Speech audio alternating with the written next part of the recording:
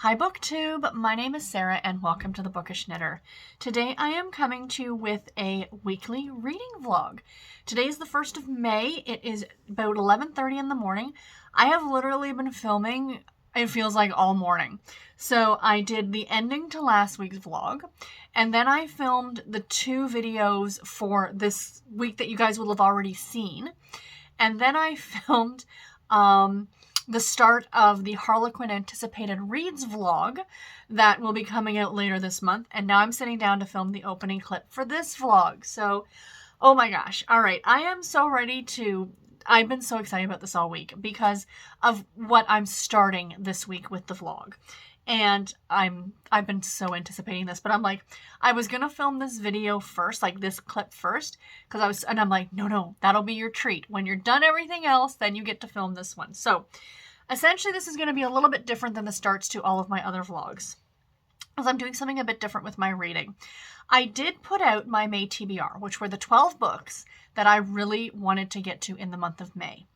And then on top of that, I have a bunch of other books that I want to get to every week. So that's like my must-read TBR, if you will, is what I filmed and posted the other day, or last week, I should say.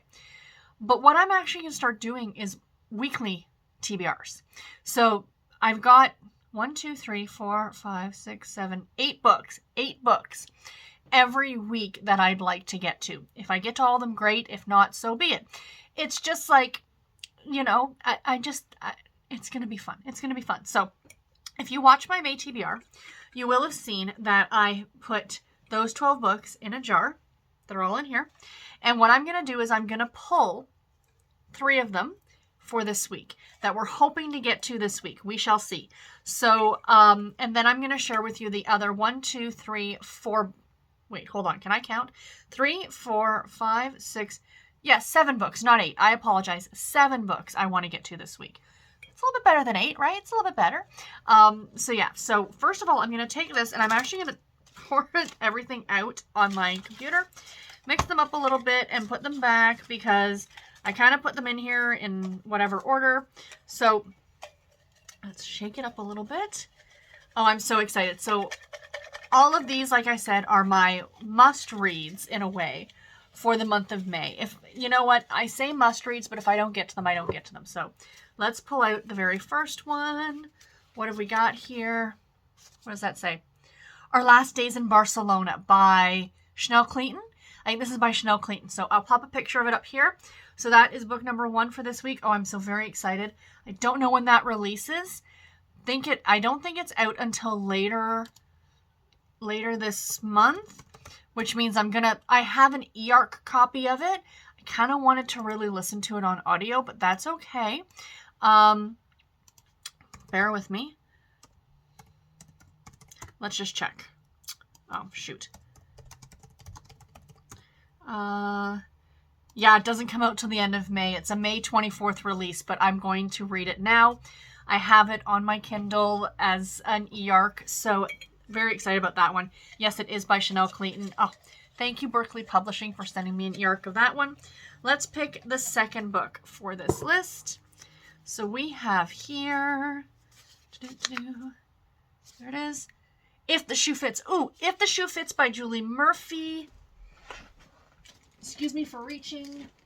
I did get a copy of this out from the library. This is a Cinderella retelling. This is on my bingo card. My TBR bingo card. So I'm very, very excited. This is a NetGalley read as well. When did this one come out? Because I need to get this one read, clearly because it's already out. If the Shoe Fits. This one was originally published August the 3rd of 2021. So almost a year ago. Glad I'm finally getting to it. Yay. So yay on that one. I will put that book over there. And last but not least, isn't this fun? I think this is so much fun. I feel like Shannon over at Shannon Riddler, who pulls these, she does this on her videos, like pulls these books out of jars. So that's exciting. And the last one is Tilly Tennant, The Little Orchard on the Lane by Tilly Tennant. Yay! Yay, yay, yay. I'm so excited. So yeah, I will pop a picture of that one up here as well. It looks like it's going to be super, super cute. So there are the 3 books. from the jar. So next week we will pick 3 more, and let's see if we can get through all of these. I know for sure I can also get this one on audio, so that's a good thing. So that'll be helpful with me reading them. Now, next up, my next little, because as you guys know, I'm a category. I like to put these things in categories. I have a throwback book. So there's 4 throwback books that I want to read every month. If I can get to 1 every week in the month, then I can get through them all. And for this week's, we are doing Fatal Ransom by Carolyn Keene. This is book number 12 in the Nancy Drew Files series, the series that was published in the 80s. When a teenage heir disappears, Nancy finds that family feuds can get vicious. So true, Nancy. So true. So yeah, I will be reading that one this week. Also, the Pick My Next Read that you guys did for me on Friday. It would have been a week ago Friday. It would have been the 29th of April. So these are always going to be a little bit later. But this book won by an overwhelming majority. So I can tell you guys, the other 2 books, The Marquess Next Door and The Road to Reunion, got 10 votes apiece. So thank you very much for that. This one got 26 votes. And It Started With a Secret by Jill Mansell. So I am really looking forward to this one. I think it's going to be super fantastic. I cannot wait to read it. Thank you guys so much for picking it. You know, I try and be, not to show which one really excites me the most, but clearly I think you guys knew that this one excited me the most. So yay on that one. And then we have Pass the Parcel. So this is only going to be for another month or so will I be doing the Pass the Parcel challenge. It's like a 12-week challenge on the Romance Raiders reading group on Goodreads. I think the challenge lasts for about 12 weeks. And then it's like a 6 or 8 week hiatus. So I'll have a month to 2 months without having this book, like picking a Pass the Parcel book. And then it'll come back for another 12 weeks or something like that. So this week for the Pass the Parcel, the challenge was to read a book that the publication date, year, ends in the number 2. So I picked the book Spring Tides at the Starfish Cafe by Jessica Redland. This is this book came out this year. It is a 2022 release. So it ends in a 2, so it fits. And the very last book for this little 7-book TBR for the week is a Harlequin read. I decided I want one every week, if I can do it, because I have so many physical and digital Harlequin books. They take up more than half of my book collection, so I want to get to them sooner rather than later. And I just picked a random one that I had, what I did was I picked one that I had digitally, but I am really trying to get better about reading series in order. So I had the book, I own the book on the Gloss app. I bought it from Harlequin as an e-copy. And I went and looked, and it's the 3rd in a series. So I went back to book number 1, which I don't own, but I borrowed it from the library. So I'll be reading the first book in the series, and that is All They Want for Christmas by M.K. Stekmack. This is a Harlequin heartwarming novel.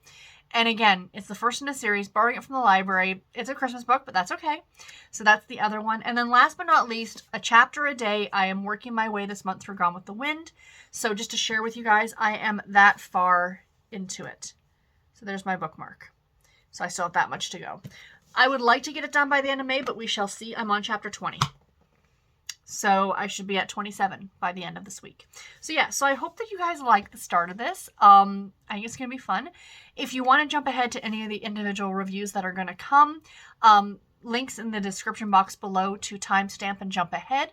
So please do that if you are interested. And I will talk to you guys tomorrow. Bye, guys. Hi, friends. Happy Tuesday. Today is the 3rd of May, and it is earlier in the it's mid-afternoon.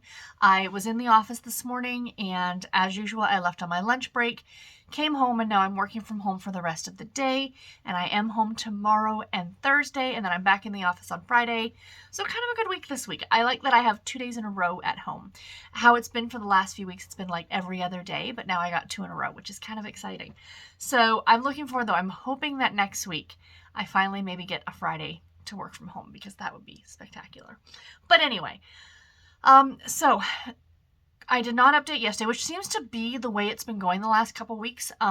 Mondays are generally busy for me. Like I talked to you guys on Sunday, and then Mondays tend to be busy. And then, here we are on Tuesday, and I'm doing kind of a catch-up sort of scenario. But I haven't finished anything. I have started 3 books, like the 3 books that I talked about on Sunday, but I haven't finished anything yet. So I do kind of want to talk about what I've been reading, because one of the books I was reading did change. So I want to talk about that. And yeah, I'm trying to kind of like in my head, I've been thinking about how I want to work these vlogs now. Like, what happened on like Sunday, I'll be honest, guys, Sunday was a little, I don't want to use the word stressful, because it wasn't stressful at all. I love doing this. But what happened was on Sunday is that usually I have I do my filming in the morning, and then I spend a lot of Sunday afternoon doing some reading, and I usually edit, at my leisure, the videos that are going to go up later in the week. And usually also what happens is that my Saturday video is usually already edited and oftentimes already like posted and scheduled to go live on Sunday. But because what happened this week, and I think what really, made it a little extra hectic for me this Sunday, was the fact that I didn't do my final clip for last week's vlog until Sunday morning. And I hadn't edited any of last week's vlog. So I literally filmed that, edited the whole thing, and then set it to upload while I recorded everything else. So of course that editing portion does take time. I don't heavily edit my videos, you guys know that. But I do put in the pictures of all the books I talk about, so that takes time to do that. And then I do like to put the timestamps in, so that can take a bit of time. It's not a very quick to do a weekly vlog, to be completely honest, from start to finish, for me to edit it, probably takes me anywhere from 20 to 30 minutes, which is not bad. There are people who heavily edit their stuff that takes a lot longer. That's not me. I don't have that kind of time. And you guys do not seem to complain about the fact that the vlogs are what they are. So anyway, what I got thinking about was that I think what I'm going to do is, with the new way that I'm working these vlogs in a way where I have like a weekly TBR, which I'm really excited about. I keep saying I am really excited about doing this, that, I might not finish something till late Saturday night, right? And I want to include it because I started it in the previous vlog in a way. So what I think I might do is a little quick wrap up on a Sunday morning. When I sit down to film everything, when I sit down to film the start of the next week's vlog, I want to finish off the week prior. Just kind of do a very, very quick hey, I had 7 books, I finished 5 of them, blah, blah, blah, blah, blah, and Bob's your uncle, and away we go. I will be wrapping up all the books throughout the week. That is not changing. None of that is changing. I just thought instead of doing I do those little graphics at the end, which I like, or I did before, I didn't do it last week, which I do like, but I often forget to do them, to be completely honest, you guys. And then I'm scrambling when I'm editing to get those graphics done. Instead, I really like Storm over at Storm Reads, that at the end of her vlog, she kind of wraps up very quickly. She's like, oh, I read this book and I gave it 3 stars. And, she doesn't go through the whole review of it again. Just, oh, I read this book, I gave it 3 stars. I finished this book this week, I gave it 2 stars. Kind of a quick little wrap up at the end. And I like that. So I think that's what I'm going to film on Sunday mornings. But so I don't end up in the same situation that I was in last Sunday, or a couple days ago, is I usually have a lot of time on Saturday afternoons. And that's typically when I edit the week prior's vlog. I think I'm going to edit it in full and save it. And then I will film Sundays, add that clip in, and upload it, and it'll take me 5 minutes. So that's my game plan. So let's see what happens. Let's see how this week goes. And then yesterday, as typical on a Monday, it was busy. I did not get a lot of reading done, but I've gotten some reading done today, so I'm very, very happy about that. And one of the books, like I did mention, did change. Pardon me, I've got the hiccups. From what I was mentioned on Sunday that I would be reading this week. So, those hiccups again. I don't know why I have the hiccups. So, before I get into the book stuff, I have to tell you guys the funniest story. And feel free to laugh at me, because I laughed at me for this one. So, checking the bank account today, and I look, and I'm like, why is Amazon taking my money? There was a $20 charge from Amazon this morning. And I immediately messaged my husband, and I'm like, did you order anything off of Amazon? She's like, no. So prior to this, like earlier in the morning, I had placed an order on Amazon. Garrett's going to be cleaning all the windows for my mom outside, so we ordered a squeegee from Amazon. And we had money on a gift card, and it paid for it. So it said right on the thing, like, you know, it didn't charge us anything to the Visa. It just literally came off of the gift card, and that's great. But then I see this $20 charge, and it was like, the squeegee thing was like $23, and this was like a $21 charge. I'm like, it doesn't make any sense. So I call my mom because, you know, she's had access to my Amazon, and I'm like, if you want to order something on Prime, by all means do so. Just let me know. And I thought maybe she ordered it, and because my card is listed as that she didn't, do you know what I mean? So she's like, no, I didn't order anything, blah, blah, blah. And I'm like, okay, great. I'm like, someone has access to either mine or my husband's Visa debit cards, and they're ordering crap off of Amazon, but only $20 worth, which really kind of made me pause. But anyway, so I immediately get on Amazon and I go on their chat. And I said, it's the timing, right? And I'm like, we ordered this morning, and the money came off of the gift card because I saw it did. Like I saw that, you know, there's an area that you can look at the gift cards that sees when you add money or when money comes off. And I said, you can see the payment being made, but then there's this other charge for this. So the guy's like, oh, hold on, let me go and check it out for you. I really do like doing the chat feature on Amazon. So off he goes to go and do that. And I'm just fuming, and I'm thinking, oh God, I've got to call the bank. I've got to blah, blah, blah, you know, like all these things. He comes back, he goes, yeah, the gift card charge was for this item. And he says, the money that came out of your account this morning was for a book that you pre-ordered. Oh, crap. I wrote back, I'm like, I'm so sorry. I feel so stupid now. Because I pre-ordered that book months ago. It's the new Stephanie London, The Dashin Wears Prada, or something like that. And I had meant to cancel my pre-order because I actually got an advanced reader copy of it. So I'm like, why do I need a physical edition of this book if I already have a digital copy of it from the publisher, right? So luckily I was able to cancel it, and they're going to refund my money. But I just said to him, I said, I'm so sorry. I feel so stupid right now. He's like, don't worry about it. So I was talking to a coworker about it, and I'm like, I don't know about you guys, but I used to pre-order quite often, right? And like, not just a physical book, but digital books as well. And I kind of wish, because a lot of the time, some of the stuff can be pre-ordered like months in advance, that like maybe a week beforehand, they should send you out an email to say, hey, heads up, this pre-order is due to ship on such and such a day. Are you still interested in it? Because you might change your mind. But of course, Amazon doesn't want you to do that, right? So, yeah, that's a thing. I just thought I'd admit it. I felt like a complete idiot. But I just personally think, because most places other than Amazon, when you pre-order something, they take the money immediately. But with Amazon, they don't take your money until it ships, which is great. But then it becomes very dangerous when you're pre-ordering things. It's like, oh, you can pre-order all day long, and it's not costing you anything until the stuff starts shipping, right? So anyway, that was my funny moment of the day. So back to the books. So the first book, I've actually got 4 books, 5 if you count Gone with the Wind. 4 books on the go. One is for my Harlequin Anticipated Reads vlog, which I will talk about at the end of the month. But speaking of Harlequin, I am reading a Harlequin book right now. I am reading, let me just turn this around, All They Want for Christmas by M.K. Stekmack. I am reading this on the Gloss app from Harlequin.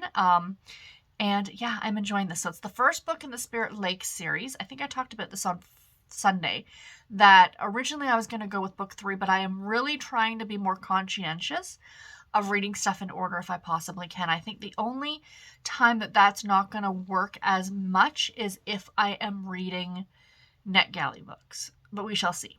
So anyway, this is the story of Bridget and Jake, and this actually takes place in Alberta, Canada, which is kind of fantastic, and I love that. So it's a 3-book series.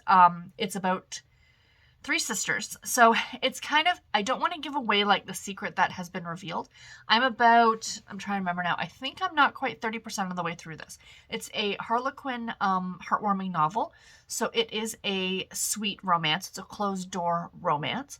And it's about Bridget and Jake, like I said. And Bridget was adopted, and her two adopted sisters, like the two sisters are biological to each other, but Bridget is the adopted child. And all three of or she's the only one who still lives in Spirit Lake. The other two have moved, and the one sister is in Toronto. And can I say, as a native Torontonian, I'm kind of hating the way that they're slamming Toronto. They're like, Toronto's not the end all be all. And it's the way they talk about the city. It's like it's an evil thing. And I'm like, but I live here. So the bashing of Toronto needs to stop, okay? It's just funny because I know that a lot of other Canadians like think about Toronto in this way, you know what I mean? That we are the center of the universe, and that's probably because we are. But anyway, so the other sisters live, I think one is in Toronto. I know one is in Toronto. I think the other one might live out west, like in British Columbia or something like that. So anyway, they've come back because their aunt passed away. And the aunt owned this home and this restaurant. And Bridget lives at the house. She half owns the house and half owns the restaurant. Then the aunt dies. And all these secrets start getting revealed. Jake is an ex of Bridget's, but also very close to the family. And he is now back as well. And it's the holidays, and the story's going to go from there. So far I'm liking it, but there is a lot of characters. And I know it's the first in a series, and you often get bombarded at the first of a series with a lot of characters, but there just seems to be a lot going on. So I'm not 100% loving it, to be completely honest, just yet, but I am loving the Canadian setting of it. So of course I'm going to continue on. Like, it's not offending me. You know, there's no reason for me to DNF it, nothing at all like that. I just find that there's a lot, but I'm finally at a place now, I think, that I feel comfortable with the story, and I kind of know what's going on, so I'm going to, of course, keep going on that one. So that's the first book that I am currently reading right now. So the other two books that I am reading, the next one is The Little Orchard on the Lane by Tennant. I am really enjoying this one so far. It is about a woman who found out about her adopted family and goes to visit them in Somerset. She lives in London, in the big city, and she loses her job. Like, I'm about 30% of the way through this one as well. And she just lost her job, and she's, you know, not sure what to do with herself. And this new family that she met, these uncles of hers, her mother's brothers, her mother has since passed away. You find that out relatively early. Her adopted mom, who is her mom, like, that's like, nothing changes that. She came with her to meet this family, but they own an orchard, this really beautiful orchard in Somerset, and she fancies herself going there, and, you know, she's now out of work, so it's kind of be a situation where she might go there for a few months or a month or so to kind of test the waters. She's an interior designer, so she's going to be working on a design for one of her uncles. There's kind of a lot going on in this one as well, but it's really cute, really sweet so far. I'm liking it a lot. There is going to be a romance with the very grumpy next door neighbor who owns a vineyard. So yeah, I will keep you guys updated on this one, but so far I'm enjoying it.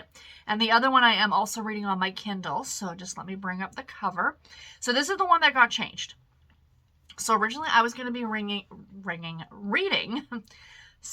what was it called? Springtime at Starfish.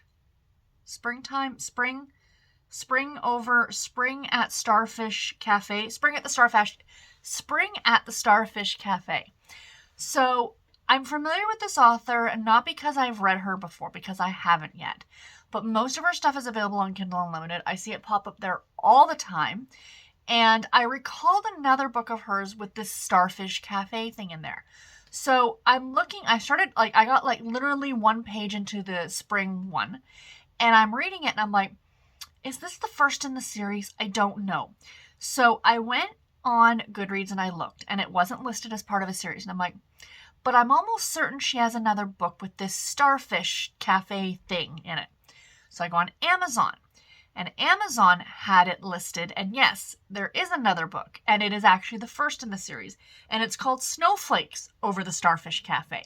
So this is available on Kindle Unlimited. And I actually had because it's now, I didn't download it to my Kindle in time. I did just grab the copy from KU, from Kindle Unlimited to read, but I do have this from NetGalley. Like, I was a proofer on NetGalley, both this book and the second book in the series, the spring one. So this is a series that follows like the same couple. So I'm so glad I'm reading this one first. I'm glad I looked. I really, really am glad that I looked. So yeah, this is book 1 of 2 of the Starfish Cafe series, I guess you might call it. I don't know. I don't know what the series is called. But it takes place also in England, on the coast, and it is about our main character, Holly, who owns this cafe, and she, the story, there's a lot going on. This is another one very similar to the Tilly Tennant, where the romance isn't the main plot point. In this one, both of our main characters, both Holly and his name is Jake as well, the story is told in alternating viewpoints, so depending on what chapter you're reading, it's either Holly or it's Jake. And it goes back to 8 years ago, and then, the chapters will go back and forth in time, but it distinctly lets you know, and it all kind of revolves as well around Bonfire Night, which I had to look up, which I think is Guy Fawkes Day in the UK, or just England, I'm not sure. And I don't know what the celebration is, but they set off fireworks and do bonfires. And it starts there, but it also does take place over the Christmas holidays as well. So this is a Christmassy themed book. It's not overtly Christmas. Let's put it that way. You could absolutely, if you're someone who's like, oh, I don't like reading Christmas books outside of the Christmas season. This is one, like, Christmas is mentioned quite a bit, but it's not like huge. It's not overtly Christmas. At least at the point I'm at now. I'm about 30% of the way through this one as well. So anyway, we meet Holly and Jake, and both of them separately have gone through quite a lot. Now, like I said, I'm about 30% of the way through this, and they've only just met. So again, the romance is not the driving force in this story. And if there is, and there is going to be a romance, but it is going to be slow burn, I can tell you that. Both Holly and Jake have gone through a lot in their lives. I don't want to get into what it is because a lot of it is absolutely heartbreaking, you guys. This is a heart-wrenching novel. This one and the Tilly Tennant I also have on audio. I do own the Tilly Tennant on Kindle because I bought a copy. I pre-ordered a copy. There goes that lovely pre-order word again. And this one, like I said, I've got from Kindle Unlimited. But I'm only listening to them on audio when I'm commuting. So I listened to this one yesterday and the Tilly Tennant today. So, I picked them up, like this one's on Hoopla, and I can't remember. I think the Tilly Tennant one I got for $1.99 because I own the Kindle edition. So I wasn't out a lot of money to listen to it for a few days in the car. Well worth the price of admission. Allows me to do reading while I'm driving. So that's the great thing about the audio. But yeah, but other than that, I am reading them on my Kindle devices, and my Kindle device, I should say, and I'm really enjoying it. But so the only problem is that I had picked the spring at the Starfish Cafe specifically for the Pass the Parcel challenge with the Romance Readers Reading Group on Goodreads, which some of you might be saying, you're like, but Sarah, you were going to read it for that challenge. And the prompt for that challenge was to read a book that the publication year ends in the number 2. And Spring at the Starfish Cafe was published in 2022. This one was published in 2021, so it doesn't fit. But I'm like, but I really want to read it because it just sounded so good. And I was like all set to read the second book, right? So I thought, I've got to go read the first book. So I looked, and from the other books I'm reading, the one I'm reading for the anticipated reads video for Harlequin was published in 2022, and it's a romance. So there we go. Perfect. I shouldn't say it's a romance. It's a romantic element story. It's a Harlequin. So that I've now put in for that challenge. So there we go. So I decided to pick this one up now instead. It wasn't originally on my TBR, my big TBR, like not just the 12-book TBR, but the big TBR that I shared with you guys. But I'm really, really enjoying this one. So I will report back more when I get more of it read. But I've rambled for like 20 minutes here, you guys. So that's what happens when I don't check in on Monday. But I will try and check in again tomorrow and give you guys an update if I've gotten any further. I'm trying to get some good reading done, this afternoon. And tomorrow and Thursday and Friday, like throughout the rest of the week. My husband's got hockey on at night. It's the Stanley Cup playoffs, and I could care less. So he'll be watching the hockey, and I'll be doing some reading, and we're all going to be happy. So, yeah, I'll check in with you guys tomorrow. I can't go yet. Hold on. I got a package in the mail. I got a package in the mail from... I want to cover up her address. From Darby. Author Darby Banham, the one who wrote the Shoe Diaries. And she sent me a package. So I already took the tape off of it, so I don't know what's in here. So let's have a look, you guys. Let's open it up and have a look. I am very, very excited about this. Is it? Oh, gosh darn it. It's taped on both sides. And here I was. I thought I was being so smart and taking the tape off before I sat down. So hold on. Let me get the tape off the other side. All right, guys. So I got it open. So let's open it up here. And dun, dun, dun, dun. I know what book it is because I saw both Bree and Erin haul this, because she is delightful and sent this. So we have a lovely little card with my name on it. And then these, which look like little petals, like flower petals. Why, you might be asking? To celebrate her new book. Bloom where you're planted. Isn't that gorgeous? I love the way she sent this. I mean, this is just charming. Absolutely charming. So let me put this down over here. And let's open up the book. And she included an adorable little bookmark. So thank you, sweetie. And of course, thank you as always for your support. I really hope you enjoy. Signed. Who can say no to a signed copy? I'm so thrilled. I am so thrilled to have this. So thank you so much. But yeah, I love the way this was packaged. Like, how stinking adorable is that? Now they're all over my laptop. But that's okay. They're fabric. They're legit fabric, you guys. Like, they're very, very cool. So anyway, that is that. So that is it for this clip then. I will chat with you guys tomorrow. Bye, guys.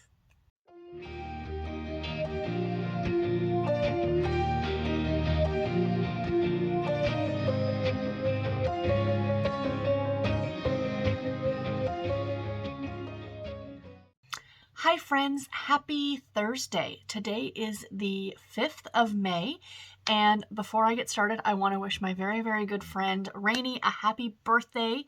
Today is her birthday, so yay, happy birthday Rainy if you watch this or whenever you watch this. If you're like me and you're like totally behind on booktube videos and you see this in July, I already wished you a happy birthday on Voxer, so life is good. But anyway, so how are you guys doing? It's Thursday. I am working from home again today. Yay, I'm very excited about that. And I just wanted to give you guys a reading update because I finished a book. Technically, I finished 2 books. One of the books I'm not talking about here because it's for my Harlequin vlog that you guys are going to see towards the end of the month. So it's the 5th of May and I finished 2 books so far. So I'm pretty pleased with that. But let me talk about the one book that I finished yesterday that I've been talking about in this vlog. So yesterday, I still had a long ways to go on this book, to be honest, you guys. This was All They Want for Christmas by M.K. Stekmack. And this is a Harlequin, I almost said historical, a Harlequin heartwarming novel. It's the first book in the Spirit Lake series. I gave this book 3 stars, so I struggled with this one a bit. And as I was reading it yesterday, I kept thinking to myself, I'm like, should I DNF it? Should I DNF it? And I flitter between my books throughout the day, right? So like, you know, on my lunch break, I read one book for about a half an hour, and then I read another book for about a half an hour, and same at night, like I'll flitter between them. And yesterday I decided, let's just finish this one because I was going to do one of 2 things. I was either going to DNF it or I was going to finish it. So I ended up finishing it clearly, and I gave it 3 stars, which isn't a horrible rating from me. It's an average rating, but I didn't love this book, to be completely honest. The things that I did love about it was the setting. For one. It's set in Canada. It's set in Alberta. You know, the author herself is Canadian, so it was super exciting for me to have a book that was set in Canada, and I really liked that. The things that were bothering me about the book, and it was nothing to do, like, the storyline itself I really liked. I did like the characters. I just felt like there was a lot going on in this book, and it didn't feel polished. if I can use that terminology. It didn't feel as polished as I would have liked to have been. So the premise of the story is about a woman by the name of Bridget and a guy by the name of Jack? I can't remember his name. Anyway, sorry, I know that's horrible. I just finished the book last night. And the two of them were high school sweethearts. They were actually briefly engaged. Well, not briefly. They were engaged for about a year. He went off to help people in, developing countries with charity work and things like that. And she stayed at home in Spirit Lake and worked for her Aunt Penny at their diner and lived at her home with her. She's adopted, and she has two sisters. Adopted sisters, like she was a foster child to this family, and then eventually they adopted her because she got on so well with the sisters that the parents decided to keep her. So we had the character of Bridget, we had both of her sisters, we had Jake or Jack, and then we had Aunt Penny, who really she's a huge part of the book, even though she dies before the book even starts. And then we have Penny's sister, Deidre, who is Bridget's foster mother. Then we have these two little girls that Jake... Do you know what I mean? And then there's all these townspeople as well. So it's like there's a lot kind of happening in this book.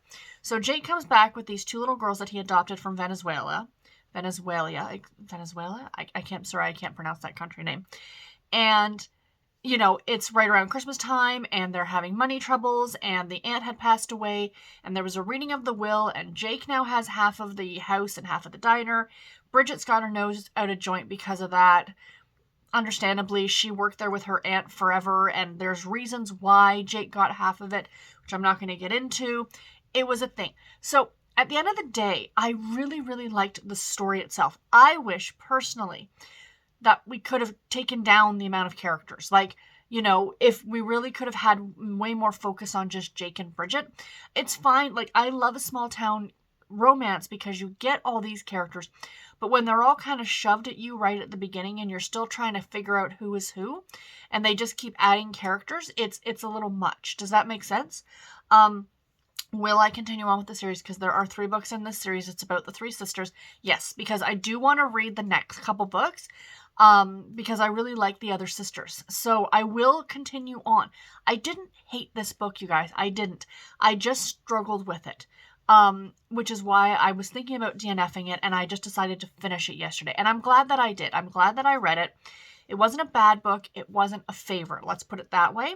So, yeah, that's my thoughts on that book. So, I'm still reading the Tilly Tennant and the Jessica Redland books. I'm a little over halfway. I think I'm about 60 or 70% through both of them. So I'm hoping to finish at least one of them today. But I am picking up another book for this week. And that is If the Shoe Fits by Julie Murphy. I did not realize that this is the author who wrote Dumplin'. Now, I've not read that book. It's a YA book. And I think it became a Netflix show. I have not read that one yet. But this one I am really excited about. I borrowed a copy from the library, even though I did have this one from NetGalley, so I need to get it read. And this is essentially, if you couldn't tell, is a Cinderella retelling set in modern day Hollywood. And, pardon me, I've got the hiccups. And it is a, what does it say here? Let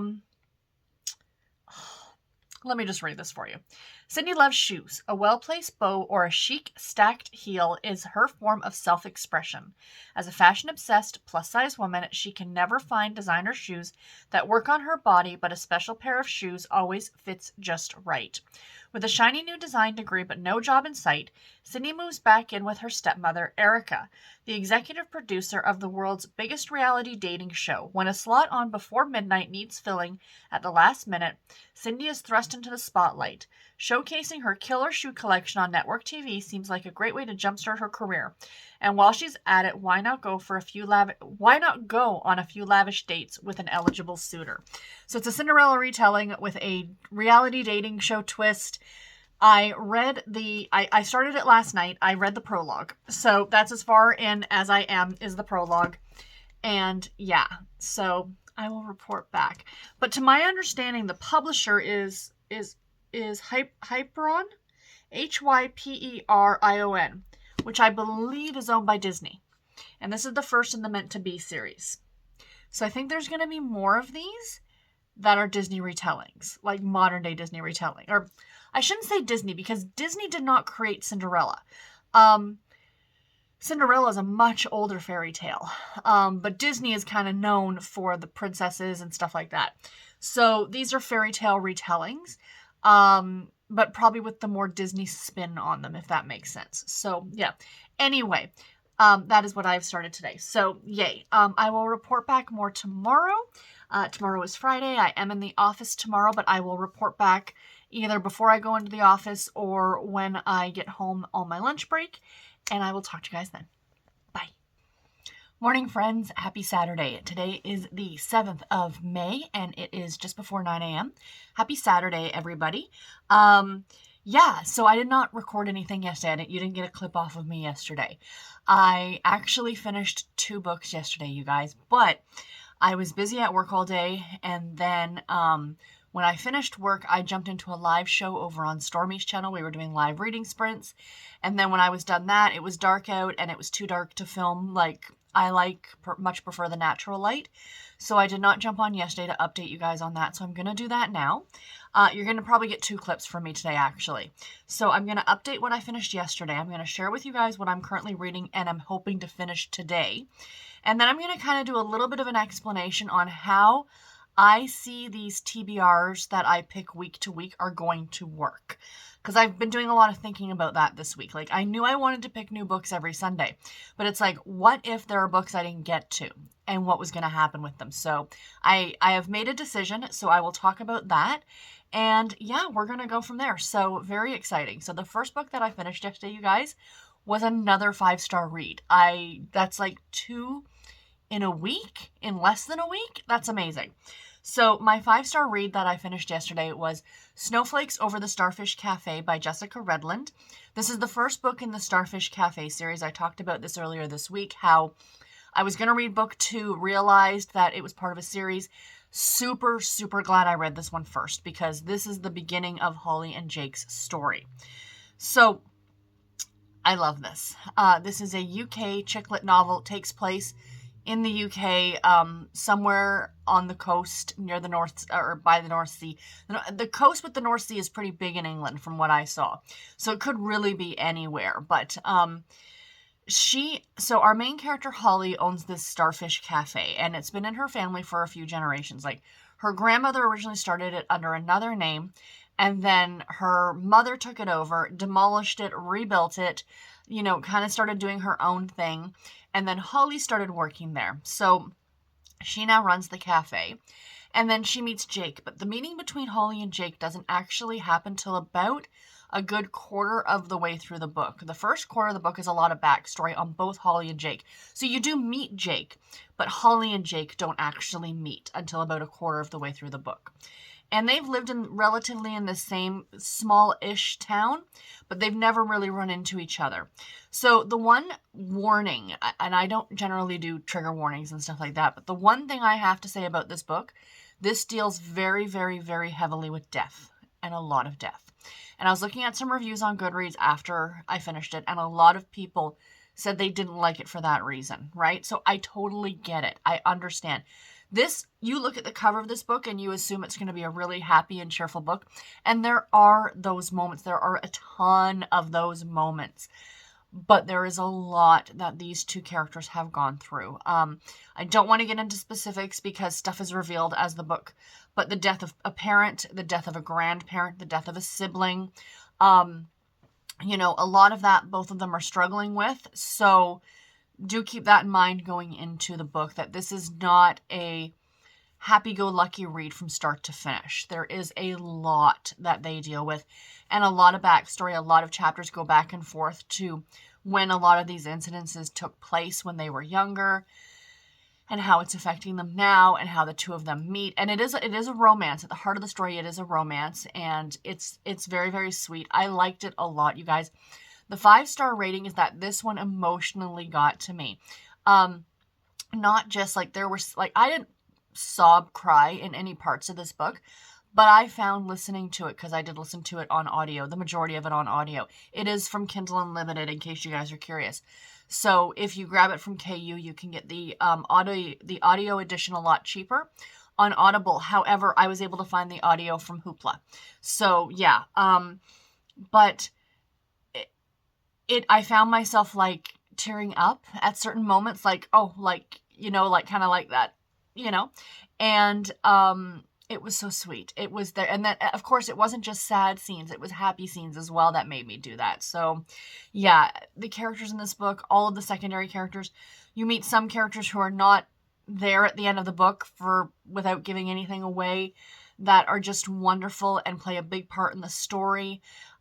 It was just wonderful, you guys. It was such an emotionally sweet and heartfelt, and it almost, like, I have to admit, though, like, even though I gave it 5 stars, I have to admit that it seemed like a lot that the author put on both of these characters. Like, you could see a couple of these things happening, but it just felt like everything got piled on to these two, like, to Holly and Jake. But, you know, I don't know. It seemed like, I don't know. I liked it. I really, really liked it. It's a clean romance. It does talk about some adult content, but everything is behind closed doors. So, yeah, I liked it a lot. This was my first read by Jessica Redland, and it will not be my last. I'm looking forward to picking up the sequel, which is Spring at the Starfish Cafe, I think. Spring Tides at the Starfish Cafe. So, I think it's a continuation of Holly and Jake's story. So, that's what I'm going to be picking up next. I'm very excited about it. So, yay on that one. And then the second book that I finished yesterday was another chick lit novel. It was The Little Orchard on the Lane by Tilly Tennant. I gave this book 4 stars. I like this one. My biggest issue with this book is the romance. So when I read the back of the book of this one to you guys, I remember them talking quite a bit about this romance that our main character Posey is going to have with Lachlan, who lives in the vineyard next door. So let me back up and tell you what this one's about, in case you didn't hear me originally talking about this book, I think in another video. So this is the story of Posey. And Posey, when she was an infant, was adopted to this wonderful family. Her mom's name is Carmel. Her dad's name is Anthony. And they've, you know, doted on her and were great parents to her. She never considered them to be her adopted parents. They were her mom and her dad. That's just how it was. And then now she's in her mid to late 20s, and she gets this letter from this family saying, hey, we're your birth family. Not her birth mother or father, but her uncles. So her mother's brothers. And it turns out that the grandmother, her mother's mother, knew about her birth, knew about her adoption, but never said anything to the rest of the family until she died. And then it was in her will that because Posey's mother had died many years ago, the grandmother left the mother's portion of the estate in the will for Posey. And that's how the uncles found out about her. So she gets called from London to Somerset to come for the reading of the will. So off she goes with her mum, with Carmel, and they meet this family, the uncles Giles and Asa, who are wonderful. Giles's wife Sandra is there, and they run a apple orchard, which is of course where the title comes from. And Posey immediately falls in love with this little area.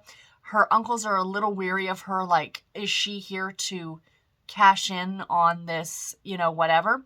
But she says right off the bat, she doesn't want anything. She just wants to meet them. She just wants more family, because both of her parents are only children. She's never had cousins or aunts or uncles or anything like that. So this is just meeting these people is a big thrill to her. So she's an interior designer, and she, you know, through circumstances and things that happen, she decides to spend the summer in Somerset, helping refurbish her uncle's cottage that he lives in on the premises. So that's where the story kind of goes from there, right? And it's her kind of interacting with this small town and her life in London, and, you know, which does she like better, like living out in the country or living in London. She doesn't want to disappoint her mom because her mom and dad still live in London. You know what I mean? And then there's this, it talks about this romance that she has with this very cantankerous man who lives next door in this vineyard. He has a vineyard next door to the apple orchard. His name is Lachlan. And he's kind of a jerk from day one when she first accidentally meets him by wandering onto his property and seeing him as God intended getting out of getting out of a pond after having a swim. He thought he was on his own. Like, he figured nobody was going to be wandering on his property. That was his business. So he's a little cantankerous. So the issue that I had with this one and why I didn't give it a higher star rating is that the romance was like the last 10% of the book. And it's like a light switch went off. Like, he went from being an a-hole to being like kissing up on her and stuff. And I don't know. It felt like, it honestly felt like somebody read Tilly Tennant's like manuscript and they're like, oh, by the way, there's supposed to be a romance in here. Could you fit that somewhere, please? So she kind of like put it in towards the end. And I mean, it was very sweet. I liked their relationship, but it didn't feel genuine to me just because it just happens at the very, very end. And you didn't get that. They spend so much of the book disliking each other. That's why I'm not a huge fan of hate to love, because it has to be done well. And in my opinion, this way it wasn't done well. But anyway, that's just my 2 cents on the subject. So yeah, so those are the books that I finished yesterday. So what am I currently reading, guys? I have 2 more books to finish this week. The first one that I started a couple of days ago is If the Shoe Fits by Julie Murphy. I'm not going to talk about either of these at length right now because I'm going to pop back on before the end of this vlog. I'm hoping it's going to be today, but it might not be until tomorrow morning. I might do a clip, wrap-up clip tomorrow morning before this vlog goes live. But yeah, this is a Cinderella retelling.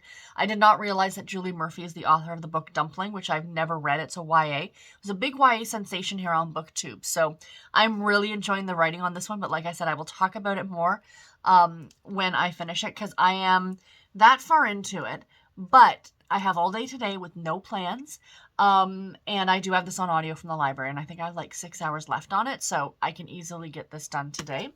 And then the other book that I am going to be finishing today is Fatal Ransom by Carolyn Keene, which is Nancy Drew Files book number 12. I am a third of the way through this one as well, but I can tell you guys, I read that in about a half an hour yesterday. So during a reading sprint. So I'm doing some reading sprints this afternoon. I can easily get this finished. Very easily get this one finished. Again, I will talk about this one more later on when I finished the both of them. So when I finish both of them, I'll jump back on here. Like I said, it might be later today or it might be first thing tomorrow morning. We shall see. So just to very, very quickly talk about the TBR. So when I originally sat down on Sunday, I had 7 books. So there are 2 books here that I have not talked about yet this week. And that is let me grab it. It is this one. It started with A Secret by Jill Mansell, which is the one that you guys picked for me in my last week's Pick My Next Read. So this is a thicker one. I randomize, like that's how I pick which book I'm going to read next, is that I have the list of 7 books and I just randomly pick one of them. I do the random number generator, pick one of the list, and that's, so this one as well as Our Last Days in Barcelona, is that what it's called? By Chanel Cleeton. Neither of those books got picked. These were the last 2, and I haven't started them yet. So what I decided is that if on the Saturday, if I haven't started a book yet, I can carry books over. Like, my goal is not to finish everything on Saturday. Like, if for some reason I don't finish one of these, I will carry it over to Sunday. It's not a big deal. But if I haven't started a book yet on the Sunday, I'm not going to, or on the Saturday, I'm not going to start it and I'm going to put it to the side. And I'm going to start a separate list of books that I did not get to that were picked for my weekly TBRs. Now, the way that this month falls, every month will be a little bit different, but this is kind of my idea here, is that because of the way this month falls, bear with me just a second here. I want to see if I can, whoops.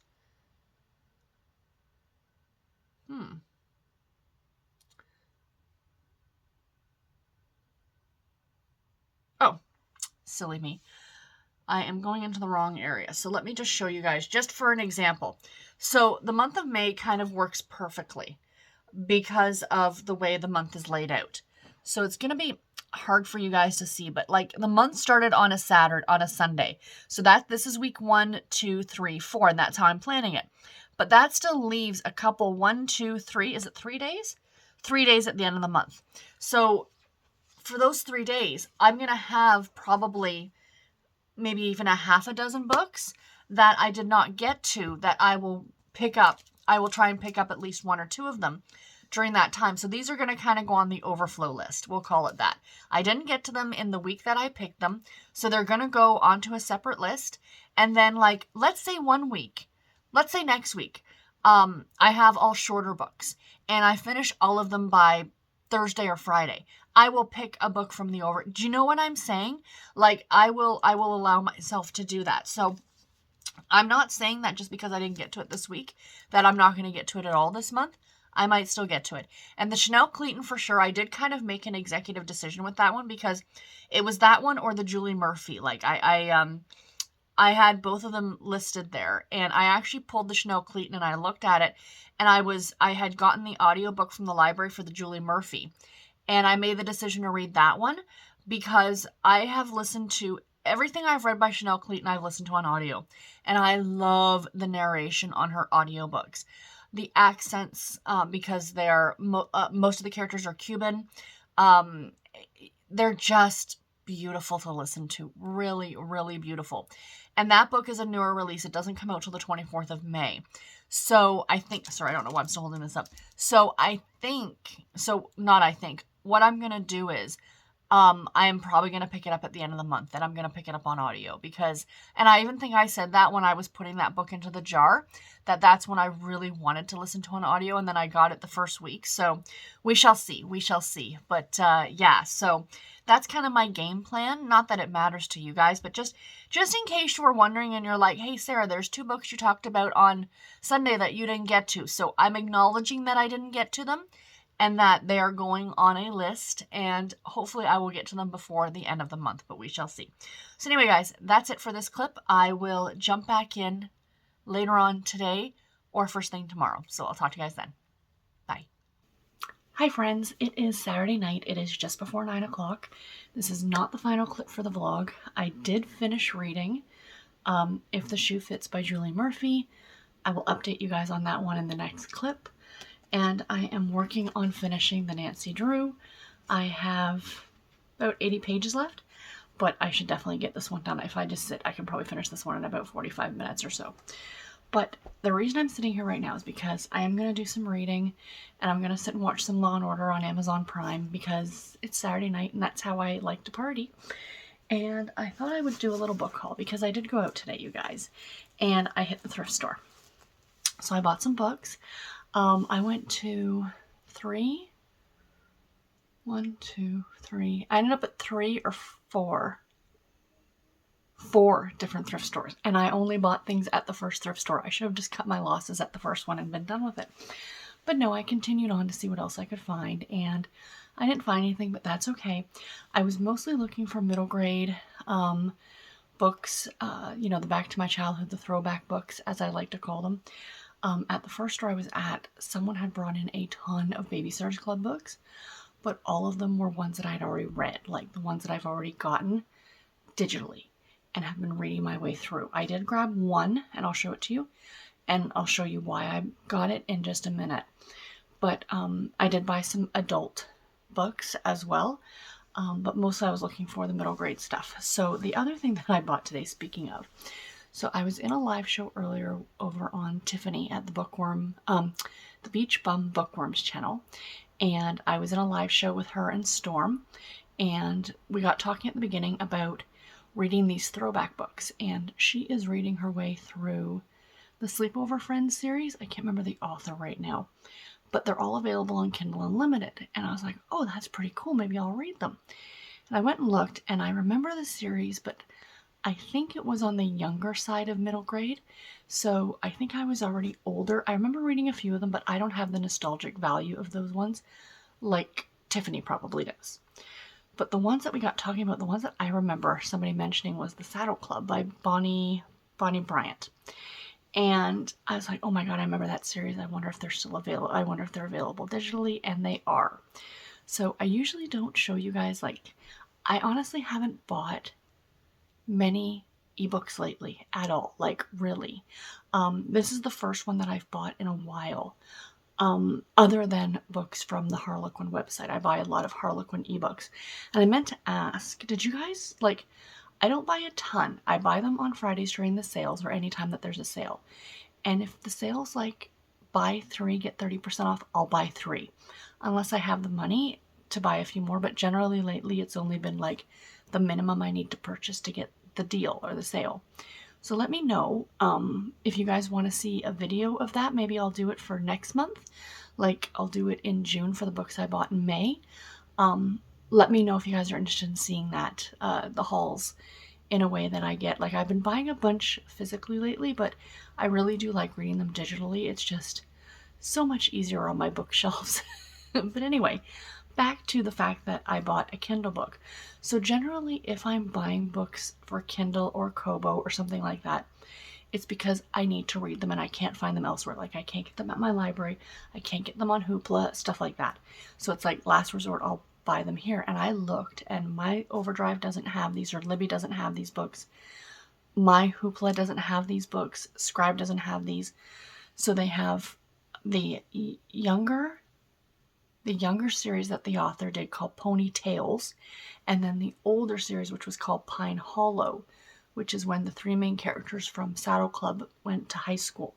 But I bought the first Saddle Club book called Horse Crazy, and I'm going to read it next week just because I have the Babysitters Club book to read as well. Well, it's next on my list for my throwback books, but I'm waiting for it to come in from the library. I'm on hold for it, but it said it should be available any day, so I'm hoping to get it during the week next week. But anyway, so into the actual physical books that I got today. So the first one here, I got a Sweet Valley Twins, and the guy at the checkout told me that when this person brought in all these Babysitters Club books, they brought in a bunch of these.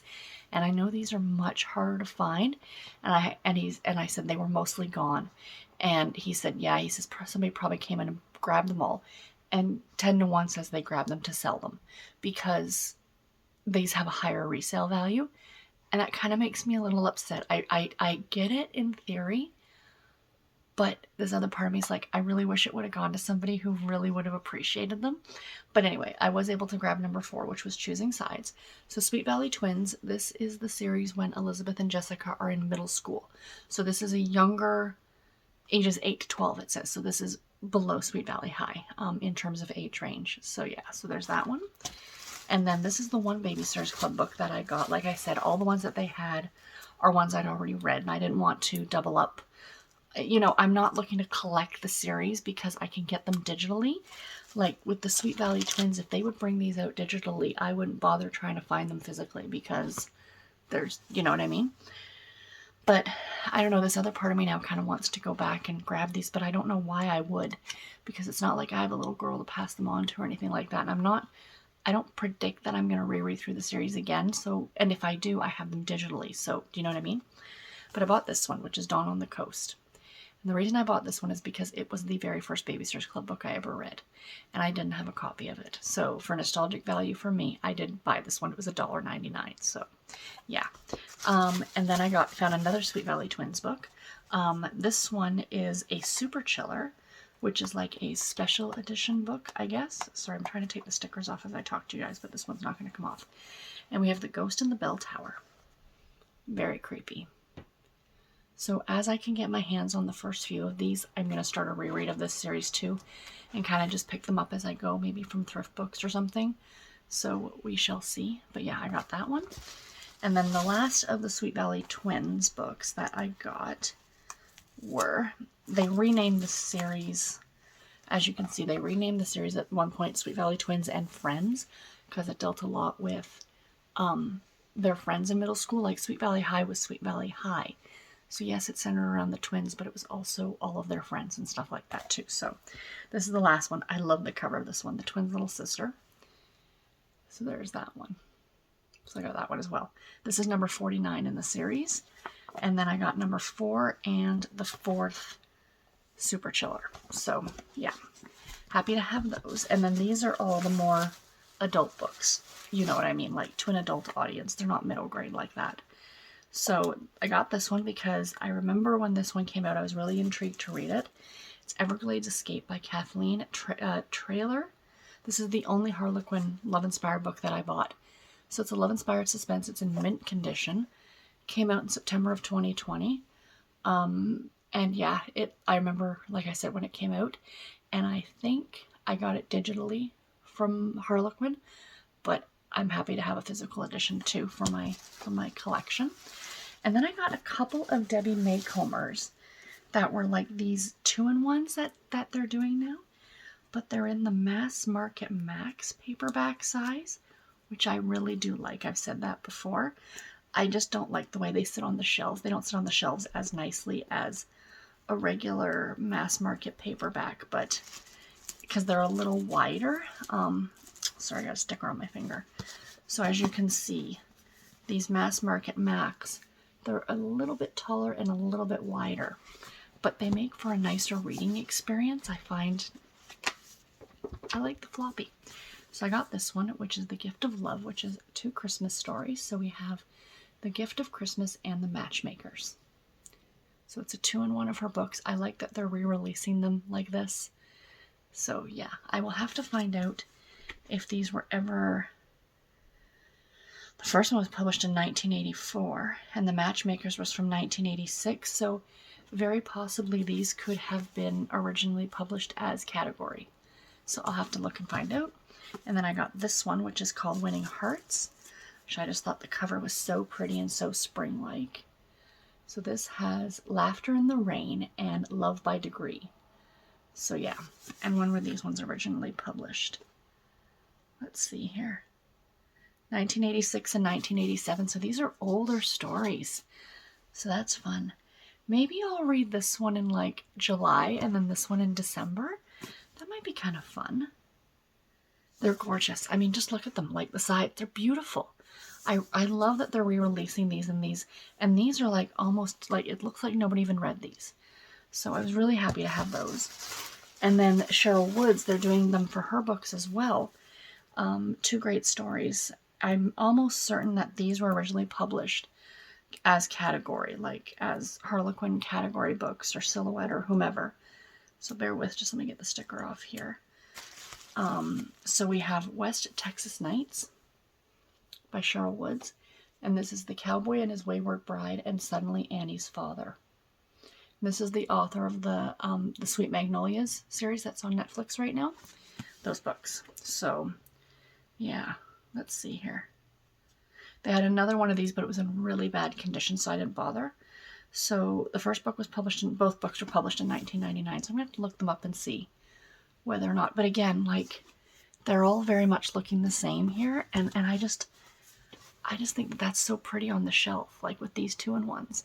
And I mean, for a 2-in-1 book, this isn't very big, you know, to carry around, right? So that's what makes me wonder if they were originally published as Category, because they're slightly shorter books. So I'll report back and let you guys know. But anyway, that's my book haul. So I rambled on, and that's it. I will talk to you guys in the morning, and to finish off this vlog, and to give you my my final thoughts on the Julie Murphy book and the Nancy Drew book. So I'll talk to you guys then. Bye. Hi BookTube. Happy Sunday morning. As promised, I am here to wrap up the final 2 books that I finished this week. So last night, or yesterday afternoon actually, when I was out and about, doing all that thrift store shopping that you guys would have seen just in the previous clip, of the haul that I got, I did finish listening to If the Shoe Fits by Julie Murphy. This is the first book in the Meant to Be series. Now, I do know that the second book is out. It's called By the Book, and I think it's by Jasmine Guillory. It's a Beauty and the Beast retelling, but they're not... The only thing that ties them together are the fairy tale retelling aspect of it. So I really, really like this book. I ended up giving it 4 stars. Was it 4 stars or 4.5 stars? 4 stars. I ended up giving it 4 stars. I thought it was super, super cute. I really, really loved our main character, Cindy. I thought she was an absolute delight. So the plot of this story is that it's about, as I said, her name is Cindy, and she just graduated from university with a degree in design. But she's had a pretty hard life. So this is a retelling of Cinderella, if you couldn't tell. And she lost her mom when she was very, very young. And she was in like elementary school. And then when she was like 10 or 11, her father remarries this woman who has 2 daughters. So she has 2 stepsisters. Now, the one thing that I did really, really like that you don't see very often in a Cinderella retelling is that the stepmother and stepsisters were nice people and they all actually got along. That's very, very rare. Like, usually the stepmother and stepsisters or step-siblings or however the retelling is told, the step people like that are pretty mean. But in this case, they were super, super great. So then the father passes away and she's left with the mother and stepsisters. And she ends up going to school in New York. Like, they were living in California. She goes to school in New York City. She gets this design degree. But while she was, like, she's been having a hard time designing, over the last few years. So she graduates, comes back to Los Angeles. She's not sure what to do with herself. And her stepmother has kind of hired her in a way to babysit her 3 half siblings. So the couple, like her dad, Cindy's dad, and then the stepmother ended up having 3 children, surrogate, because the father had already passed away at that point. So she has 3 4-year-old half siblings, 2 boys and a girl. So she's going to spend the summer being their nanny, and what have you. The stepmother is the producer of a very huge, well-known reality show called After Midnight. And, it's very much a take on The Bachelor, essentially, where a bunch of these women go to this place and meet this one guy and blah, blah, blah, blah, blah. So anyway, while Cindy is traveling back to Los Angeles, she meets this guy randomly on the plane, and figures, okay, it was a chance meeting. He was pretty cute, but that's really about it. And then she agrees, after like some back and forth, there's some discussion. She agrees to actually be on the show After Midnight, and turns out, of course, the guy she met on the plane is Prince Charming, and if you will. And the story goes from there. So, like I said, it's a Cinderella retelling. I really, really love the nods in this book to the Disney version of Cinderella. Because as we all know, Disney did not create Cinderella. Cinderella is a much, much older fairy tale that Disney Disneyfied, if you will, and made certain aspects of it pretty iconic. Her blue dress, like this, if this doesn't scream Cinderella, I don't know what does. And the way they describe her dress, like, this is a very iconic scene, not iconic. It's iconic in the movie, like in the Cinderella movie, but in the book, this dress that she's wearing with these glass slippers that have Swarovski crystals on them, she's out on a date with Prince Charming, with Henry. And, this dress is like this ice blue color, and she's got even the black choker. So, I mean, it's very Disneyfied. It's very Disney, you know what I mean? And to travel to this restaurant, it's raining. The black limo got stuck in traffic, so she ended up having to take a orange taxi cab, like the pumpkin, right? And I loved the nods to the Disney version of Cinderella. So if you're a fan of the Disney version of Cinderella, you might really like this one. Like, the half siblings names, they're named after the mice. So we've got Gus and Jack, and just made me so happy. And even the stepsisters' names are takeoffs of the names from the book, or from the Disney movie. Same with the stepmother. So, it was really, really fun. And, I really liked it. I thought it was super cute. And like I said, I gave it 4 stars. It was just a fun read. It wasn't anything groundbreaking. But gosh, it was so delightful, you guys. Like, seriously, now that I'm talking about it, I'm like, maybe this is like a 4.5. You know what I mean? Because I really enjoyed it. Now that I'm sitting down here talking about it, I'm like, yeah, I really did enjoy this book. There is adult content in here. Now, Julie Murphy wrote Dumpling, which is a YA novel. I've never read it before. This is not YA. This is not YA. This is an adult book. There is an adult scene in here, but everything is behind closed doors. But whatever happens is alluded to, just so you guys are aware.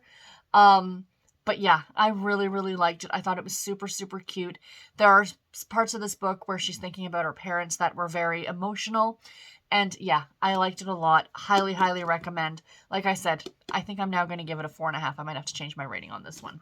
And then the other book I finished late last night, just before I went off to bed, was Fatal Ransom by Carolyn Keene. This is the 12th book in the Nancy Drew Case Files series. And yeah, I gave this one 3 stars. It was fine. It's about a teenage boy who disappears, and his uncle is trying to find him, and there's a ransom, and, there's all these things kind of going on. He's been hanging out in the mall with these punk kids. This was the 80s, you guys, right? Pardon me. So as they're describing like the punk aspects, like the mohawk and wearing the leather and the fishnets, and I'm like thinking that is so 1980s. But yeah, it was fun. 3 stars. I flew through this relatively quickly. Like, I read it over 2 days, but really, if I just sat down, I probably could have read this in an hour and a bit. So yeah, I did enjoy it. It was another fun addition in the series, and I'm looking forward to continuing on. I did see, like, it was about halfway through that I kind of figured it out. Like, you know, I had my inklings at the beginning, but it was confirmed, I guess, in a way. And really, you kind of find out the whodunit about 3/4 of the way through the book. Then the last bit of it's some good action. There's some really good action. That's the one thing with these books, these ones from the 80s. The difference between this and the ones from the Yellow Spine ones, as I like to call them. These are a lot more action packed. And of course, because of the time period, a lot more technology, a lot more romance. I mean, Bess really has a thing for the uncle, which is just a little bit creepy and weird at first, because the boy who has been kidnapped is actually Nancy's age. So it was a little weird reading it, because she's trying to find this kidnapped victim, but she's the same age as him, but it was almost written like Nancy was older. So the uncle wasn't that much older. Like, the uncle was probably in his late 20s. So Nancy, for reference, is about 18. So Bess and George, Nancy's friends, are 18 as well. So Bess fancies herself on this uncle who's in his 20s. And I'm thinking, but it was just kind of a little creepy and stuff like that in certain aspects. Like, when she's flirting with him, it's one thing. But then when he was flirting back with her, it was like, you know. But other than that, it was really cute. I shouldn't say cute. It was really fun. I enjoyed it a lot. So yeah. So anyway, guys, wrap up for the week. I talked about this yesterday, I think, that out of the 7 books that I talked about, there are 2 of them that I'm not getting to. The Jill Mansell book, what's it called again? It Started with a Secret. I didn't get that one read, nor did I get the one by Chanel Cleaton read, but both of them I'm hoping to get to by the end of the month. We shall see. Definitely the Chanel Cleaton. If the book is from NetGalley, it's going to be placed higher on that list of books to get to, like ones that I haven't gotten to yet, but I want to get to. So it'll rank above the Jill Mansell. If I don't get to the Jill Mansell, it's from the library. It's not as big of a deal. So anyway, guys, that is all that I have for this video. I do hope that you enjoyed it and it wasn't too long. I have no idea how long it's going to be at this point, but this week coming, I have a author spotlight on a favorite author of mine, and I also have the June Harlequin anticipated reads video coming out, so do stay tuned for both of those videos. And until my next one, everybody, take care and happy reading. Thank you all so much for watching. Bye, guys.